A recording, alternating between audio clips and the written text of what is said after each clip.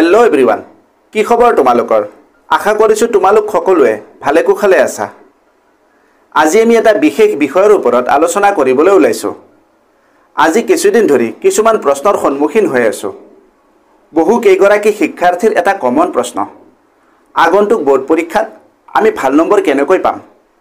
Board পৰীক্ষাত ভাল number পাবলৈ সকলোৱে আশা কৰে।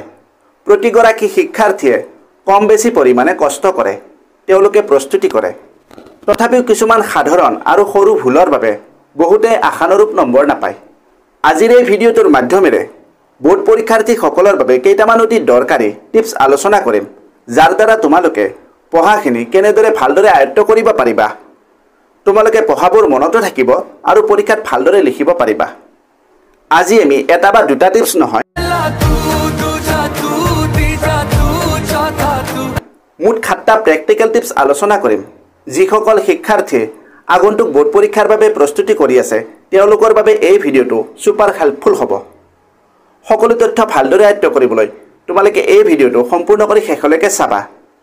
ভিডিঅ'টোৰ পৰৱৰ্তী অংশলৈ আগবঢ়াৰ আগতে আমাৰ চেনেলৰ চমু বিজ্ঞাপন কৰি লওঁ। আমাৰ এইটো চেনেলত সুপৰিকল্পিত প্ৰস্তুতিৰ বিভিন্ন কৌশল, বিষয় অনুসৰি প্ৰশ্নৰ উত্তৰ, শাৰী অনুসৰি সময়লৈ ব্যাখ্যা, অধ্যয়ন কৌশল, মডেল প্ৰশ্ন কাকত আদিৰ দৰে বিভিন্ন শৈক্ষিক বিষয়ত বহুতো ভিডিঅ' উপলব্ধ হৈ আছে। তোমালোকে ভিডিঅ'বোৰ চাবা। ভিডিঅ'বোৰ যদি তথ্য সমৃদ্ধ হয় আৰু ইয়াৰ দ্বাৰা উপকৃত হ'লে লাইক আৰু শ্বেয়াৰ কৰিবা। চেনেলটো যদি ছাবস্ক্ৰাইব কৰা নাই, দৰকাৰী আৰু তথ্য সমৃদ্ধ ভিডিঅ'ৰ নটিফিকেশ্যন পাবলৈ চেনেলটো ছাবস্ক্ৰাইব কৰি লোৱা। ব'লা এতিয়া মূল বিষয়টো আলোচনা কৰোঁ। 1 নম্বৰ টিপটো হ'ব নিজৰ লক্ষ্য নিৰ্ধাৰণ কৰা আৰু সঠিক পৰিকল্পনা কৰা। তুমি কি পৰীক্ষাৰ বাবে প্ৰস্তুতি কৰিবা? পৰীক্ষাত কিমান নম্বৰ পোৱাৰ কাৰণে প্ৰস্তুতি কৰিবা? এনেবোৰ বিষয়ৰ লক্ষ্য নিৰ্ধাৰণ কৰি সঠিক পৰিকল্পনা কৰিব লাগে। পৰিকল্পনা অবিহনে আগতীয়াকৈ সিদ্ধান্ত ল'ব নোৱাৰি। 2 নম্বৰ টিপটো মন কৰিবা, প্ৰতিটো পৰীক্ষাৰ বাবে এটা নিৰ্দিষ্ট চিলেবাছ থাকে। যদি আমি আমাৰ প্ৰস্তুতি উন্নত কৰিব বিচাৰোঁ, তেন্তে আমি চিলেবাছখিনি ভালদৰে জানিব লাগিব। চিলেবাছখিনিক সৰু সৰু অংশত ভাগ কৰি লোৱা।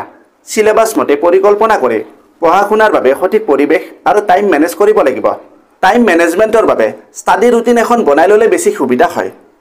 ষ্টাডি ৰুটিন বা টাইম টেবুল কেনেকৈ বনাব লাগে, যদি এই বিষয়ত কোনো হেল্পৰ প্ৰয়োজন হয় তেন্তে তোমালোকে এই ভিডিঅ'টো চাবা। চিলেবাছ মতে টাইম টেবুল এখন বনাই ল'লা। এতিয়া আহিব 3 নম্বৰ টিপ, বিষয় অনুসৰি প্ৰস্তুতি। প্ৰতিটো বিষয়ৰ বাবে পৃথকে পৃথকে প্ৰস্তুতি কৰিব লাগে আৰু প্ৰতিটো বিষয়ত পৰ্যাপ্ত সময় দিব লাগে। যিটো বিষয়ত দুৰ্বল তাতে অলপ এক্সট্ৰা সময় দিব লাগিব, কাৰণ পৰীক্ষাত প্ৰতিটো বিষয়ত ভাল নম্বৰ পাব লাগিব। স্কুল কলেজত যেতিয়া পাঠবোৰ শিকায় আৰু ঘৰত যেতিয়া নিজেই পঢ়িবা, তাৰপিছত আহিব 4 নম্বৰ টিপটো, নোট বনোৱা আৰু মেইন পইণ্টবোৰ আণ্ডাৰলাইন কৰি যোৱা। বহুতেই মুখস্থ কৰে। মুখস্থ কৰাৰ সলনি নিজৰ ভাষাত লিখি ল'লে সহজে মনত পৰে আৰু ৰিভিজন কৰাত সহজ হয়। নিজে যেতিয়া নোট বনোৱা তেতিয়া ভালদৰে বুজি পাবা, পাঠৰ মূল বিষয়বস্তুৰ ধাৰণা আহে, লিখনি উন্নত হয়, হাতৰ আখৰো ভাল হয়, লিখাৰ অভ্যাস হয়, লগতে ৰাইটিং স্পীড বাঢ়ে। এইবোৰ তেনে সাধাৰণ কাম যেন লাগে, কিন্তু ইয়াৰ লাভ বহুত। যদি 2-3 বাৰ লিখিব পাৰা তেতিয়া এক প্ৰকাৰৰ ৰিভিজনো হয়। আৰু এটা কাম কৰিব পাৰা, নিজেই বুজি পোৱা তথ্যবোৰ বা কোনো এটা প্ৰশ্নৰ উত্তৰ বা পাঠৰ বিষয়বস্তু ফ্ৰেণ্ডৰ লগত ডিছকাছ কৰিবা। বহুতৰে একো হাৰামী ফ্ৰেণ্ড থাকে ন, তেতিয়া পঢ়া নহয়, বেকাৰ সময়বোৰহে পাৰ হয়। তেনে ফ্ৰেণ্ড থাকিলে ঘৰৰ মানুহৰ লগত ডিছকাছ কৰিবা। ডিছকাছ কৰিলে আৰু অধিক বুজি পোৱা যায় আৰু দীঘলীয়া সময়ৰ বাবে মনতো থাকে। 5 নম্বৰ টিপ, নিয়মিত অনুশীলন, মানে প্ৰেক্টিছ কৰাৰ কথা কৈছোঁ। চিলেবাছ কমপ্লিট কৰি যদি ৰিভিজন কৰিম আৰু প্ৰেক্টিছ কৰিম বুলি ভাবি আছা, তেতিয়া শেষত গৈ চাবা যে না ৰিভিজন হৈছে না প্ৰেক্টিছ হৈছে। এইটো টিপ আৰম্ভণিৰে পৰা ফ'ল' কৰিব লাগে। যি পঢ়ি গৈছা সেইখিনিকে ৰিভিজন কৰি গৈ থাকিবা আৰু কুৱেশ্যন পেপাৰ প্ৰেক্টিছ কৰি থাকিব লাগে। এইটো কৰিলে নিজৰ দুৰ্বল ক্ষেত্ৰ বুজি পোৱা যায়। তুমি কিহত পিছ পৰি আছা, কোনখিনি অংশত অধিক গুৰুত্ব দিব লাগিব, সকলোবোৰ নিজেই বুজি পাবা। প্ৰেক্টিছ কৰিলে নতুন নতুন প্ৰশ্ন দেখিবলৈ পাবা, পৰীক্ষাত লিখাৰ অভ্যাস হয় আৰু পৰীক্ষাৰ ভয়টো নোহোৱা হয়। তোমালোকে মন কৰিবা, পৰীক্ষাৰ ভয়টো বৰ সাংঘাতিক। ভয়তে জনাখিনিও পৰীক্ষাৰ সময়ত পাহৰি যোৱা যায়। গতিকে পৰীক্ষাৰ ভয়টো আমাৰ মনৰ পৰা দূৰ কৰিবই লাগিব।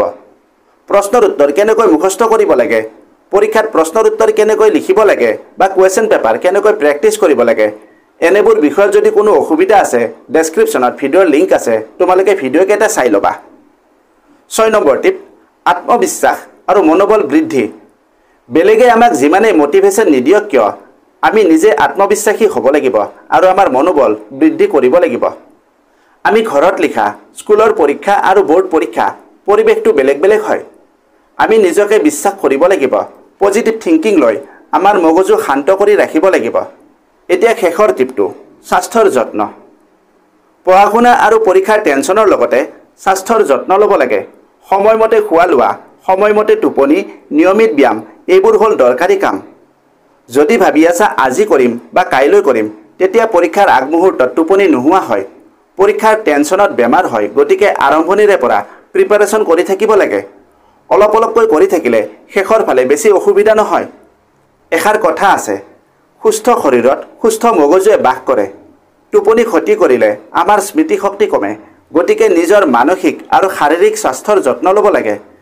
এতিয়া মূল কথাটো হ'ল তুমি যিমান যি পৰামৰ্শ নললেও পৰীক্ষাত ভাল নম্বৰ পোৱাটো নিৰ্ভৰ কৰিব সম্পূৰ্ণ তোমাৰ ওপৰত বিভিন্ন ধৰণৰ পৰামৰ্শ আৰু বিভিন্ন উপদেশে তোমাক বিভ্ৰান্ত কৰিব পাৰে আৰু মনোবল দুৰ্বল কৰি পেলায় নিজৰ দক্ষতা আৰু জ্ঞানৰ ওপৰত আত্মবিশ্বাসী হোৱা তোমাৰ প্ৰস্তুতি একান্ত একাগ্ৰতা আৰু সুস্থিৰ মানসিক অৱস্থাহে কৃতকাৰ্যতা আনিব আশা কৰিছোঁ আজি আলোচনা কৰা বিষয়টো তোমালোকে ভালদৰে বুজি পালা ভিডিঅ'টো যদি হেল্পফুল হৈছে তেন্তে ভিডিঅ'টো বন্ধু বান্ধৱীৰ লগত শ্বেয়াৰ কৰিবা আৰু লাইক কৰিবা ভিডিঅ'টোৰ বিষয়ে নিজৰ মতামত দিবা আজিলৈ ইমানতে এৰিলোঁ অতি সোনকালে আন এটা আকৰ্ষণীয় বিষয়ৰ সৈতে পুনৰ লগ পাম ধন্যবাদ का शॉर्टकट मेहनत और डेडिकेशन ये चैनल बनाए तेरा परफेक्ट फाउंडेशन सब्सक्राइब करो join this ride let's grow together side by side